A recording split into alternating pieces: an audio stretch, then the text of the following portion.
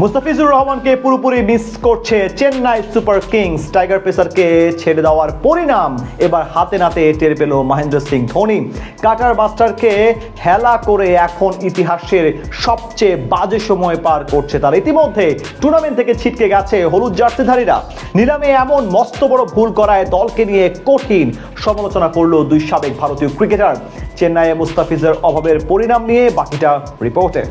চেন্নাইয়ের হলুদ জার্সিটা পরে প্রথমবারের মতো মাঠে নেমে সেরা বোলার বনে গিয়েছিলেন মুস্তাফিজুর রহমান। পুরো আসরে যতদিন থেকেছেন দলের সবচেয়ে ইম্প্যাক্টফুল পারফর্মার হিসেবে সময় কাটিয়েছে। অথচ সেই কাটার মাস্টারকে কিনা এবারকার আসরের শুরুতে ছেড়ে দেয় সিএসকে। 2024 সালে মাত্র 9 ম্যাচ খেলে 14 উইকেট নিয়ে সর্বোচ্চ উইকেট শিকারী ছিলেন তিনি। এই 9 ম্যাচের সবগুলোতে ধোনির আস্থার প্রতিদান দিয়েছিলেন টাইগার বোলার, কিন্তু তার সকল অবদান ভুলে গিয়ে 2025 নিলামে ছুটে অন্য সব বিদেশিদের পিছনে। আর এখন সেই ভুলের প্রায়শ্চিত্ত করতে হচ্ছে তাদের। মুস্তাফিজকে না নেওয়ার পরিণামটা হারে হারে টের পাচ্ছে মহেন্দ্র সিং ধোনি। আইপিএল এর ইতিহাসে অন্যতম সফল দল চেন্নাই সুপার কিংস। টুর্নামেন্টের সাথে এক প্রকার ওতপ্রোতভাবে জড়িয়ে আছে তাদের নাম, কিন্তু এবারের আসরে এখন পর্যন্ত নিজেদের সেই পুরনো ঐতিহ্যের ছাপ দেখাতে পারেনি তারা।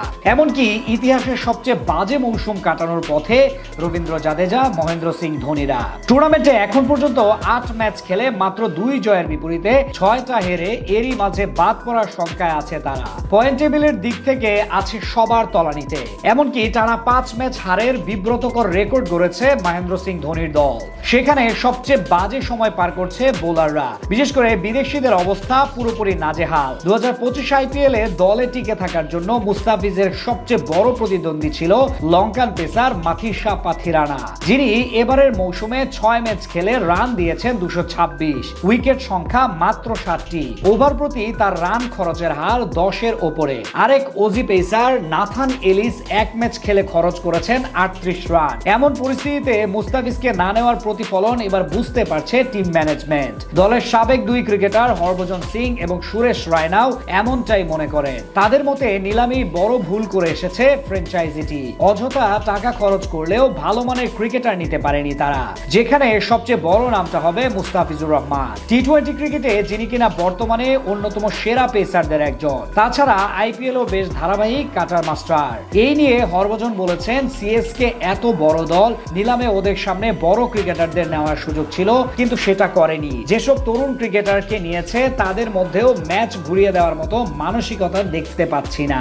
এছাড়া ক্রিকেটার তুলে আনার দায়িত্বে যারা থাকেন সেই স্কাউটদেরও কাঠগড়ায় তুলেছেন হরভজন। তার মতে চেন্নাইয়ের তরুণ ক্রিকেটাররা আস্থার দাম রাখতে পারছে না। এদিকে সুরেশ রায়না সরাসরি বলেন, এবার চেন্নাই নিলামে অনেক ভুল করেছে, তাই এমন অবস্থা।